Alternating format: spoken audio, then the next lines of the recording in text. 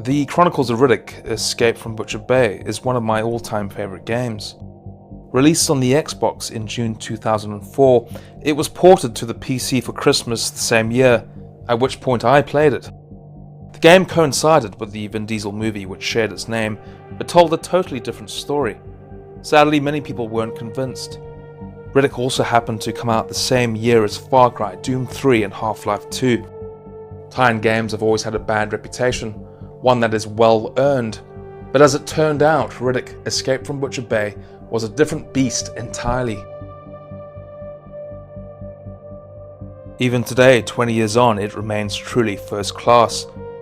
And given that so many of the developers who worked on it are now putting the finishing touches to Indiana Jones, I thought it was the perfect time to revisit an underappreciated classic. The story is as follows. Riddick is captured by a bounty hunter called Johns and taken to Butcher Bay, a prison for the worst criminals in the galaxy, and a sprawling supermax system that is impossible to break out of. Or so the gods think. A prison is a wonderful setting for a game and has rarely, if ever, been used like this. You start in single max security where you can mingle with Gen Pop. Then you head down to the sewers where mutant dwellers lie in wait, definitely the weakest stretch of the game. What follows is one of the best. You skulk through the guard quarters looking to take out Abbott, a high-ranking thug who's been giving you hell. But not all goes to plan, and Riddick is taken to Double Max, where he has to fight other prisoners to survive, before reaching the mining facility, where you see firsthand how the prisoners are exploited for work. During the final stretch, you're in Triple Max, reserved for prisoners so dangerous they're kept in cryosleep and only woken for 2 minutes of exercise a day.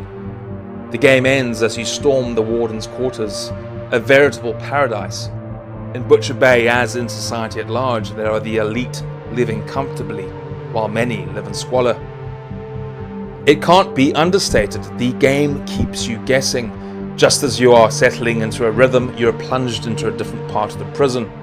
The story basically unfolds over one long day, and though it's a single setting story, there's loads of variety. It's part stealth, part adventure, part brawler, part first-person shooter.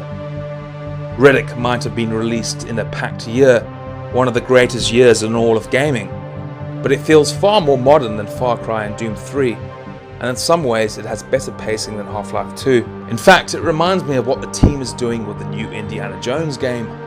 Now, for context, Riddick was made by Starbreeze, and Indiana Jones is the work of Machine Games. They're ostensibly different companies, but they comprise many of the same people. Starbreeze does still exist, but key developers like Jens Mattis and Jerk Gustafsson actually left Starbreeze to start Machine Games. So there's a clear through line, and it's obvious that they've learned a lot about building a game inspired by a film franchise. For instance, in Butcher Bay, when you're platforming or climbing up a ladder, the camera snaps back to a third-person view. This is exactly what the team is doing in the Indiana Jones title. It's a subtle yet continuous reminder that you're inhabiting an iconic character. The gameplay variety in Riddick is also clearly evident in the new Indiana Jones game. From what I've seen, you're going to be using your gun sparingly. In Riddick, this is also true. You don't actually get to fire your weapon all that often. Early on, there's a brilliant story device whereby you don't have the right fingerprint to handle the guard's weapons. When you manage to bypass this, the action is kinetic and exciting, but just as quickly you're left relying on your fists again. I wish more first-person shooters took this approach. Gameplay variety in a single-player story is paramount. If you're simply doing the same thing over and over again in a different setting against more and more enemies, it just becomes a slog.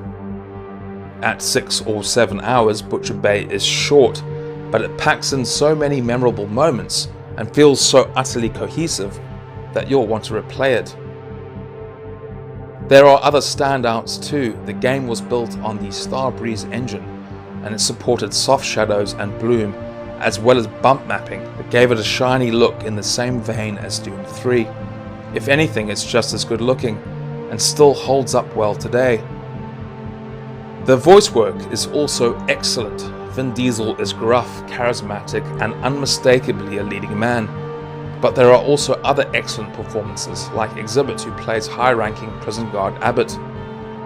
Ironically, the biggest downside is getting hold of Riddick in 2024. Due to licensing issues, it can't be purchased on Steam or Good Old Games, but if you're lucky, you'll find it on an abandonware site, though you'll need to download the version that includes Assault on Dark Athena, the forgettable sequel, which I don't recommend playing.